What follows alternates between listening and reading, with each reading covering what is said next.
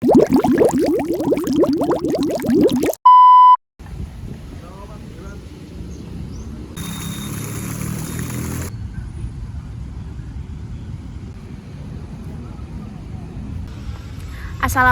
warahmatullahi wabarakatuh. Selamat pagi, salam sejahtera untuk kita semua.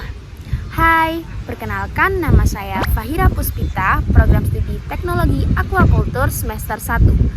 Pada kesempatan kali ini, izinkan saya untuk menjelaskan mengenai ekosistem kolam. Baik, apa itu ekosistem kolam?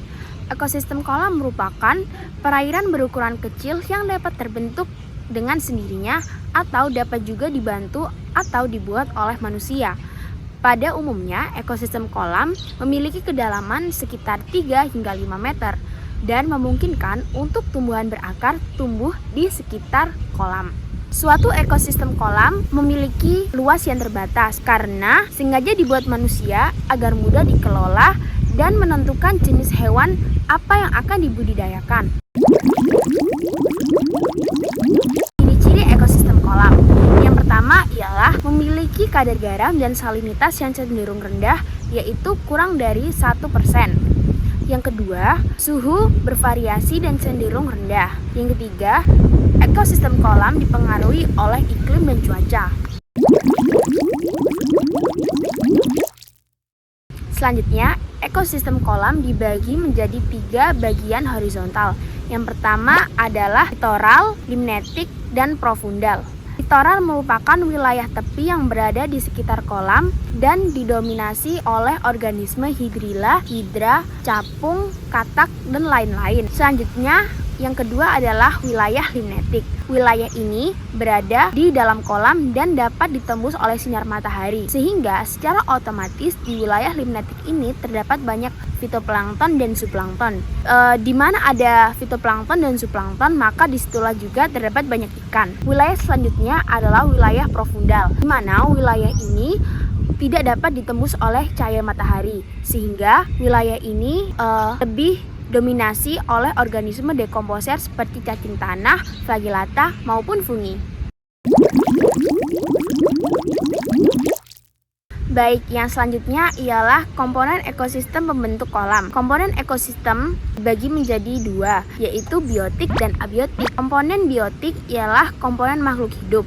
Contohnya seperti ikan, udang, kemudian dekomposer, fungi, dan lain-lain. Lalu yang kedua ialah komponen abiotik, yaitu komponen yang tidak hidup seperti contohnya ialah air, suhu, udara, cahaya matahari, dan juga tanah. Selanjutnya terdapat juga komponen abiotik terlarut yang terdapat di dalam kolam seperti nitrogen, kalsium, oksigen, karbon dioksida, dan asam amino.